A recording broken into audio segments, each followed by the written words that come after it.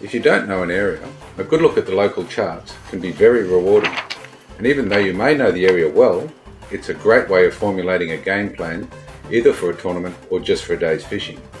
As you'll see, you can do quite a bit of pre-planning. This is the area we were to fish, setting off from Runaway Bay on the Gold Coast, out through the Seaway, then north to the area to concentrate on the waters off the Jumping Pin Bar. The area had been producing well prior to the tournament, with us averaging 3 black marlin per day. With a bit of luck, the weather, currents and bait would hold over for the duration of the tournament. As you view the charts, imagine the depth markers are joined into many more contour lines, or trace and colour them yourself to get a clearer picture of the grounds.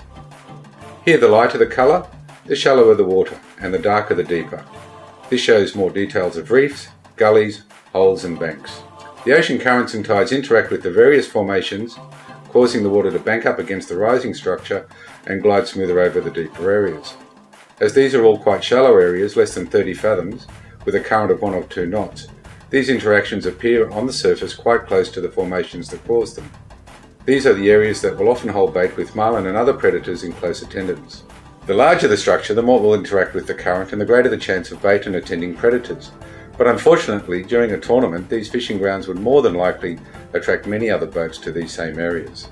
Fishing in these obvious areas, in amongst those boats, would both diminish the chances of getting a good percentage of fish and would also result in the boat splitting up any bait schools on the surface, further diminishing the chances of success. Part of our tournament tactic would be to find other grounds that were in close proximity to each other. Even though they wouldn't be likely to hold many fish, we could hit a number of them on a trolling route that would possibly yield good numbers overall.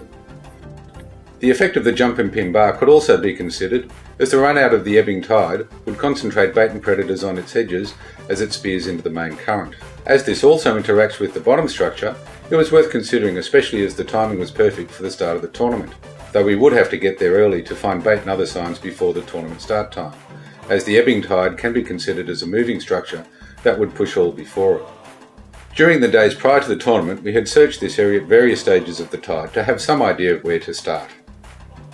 We also noted that there seemed to be eddies on both sides of the tide line. Although these held some bait, it was moving too fast and erratically to be reliable.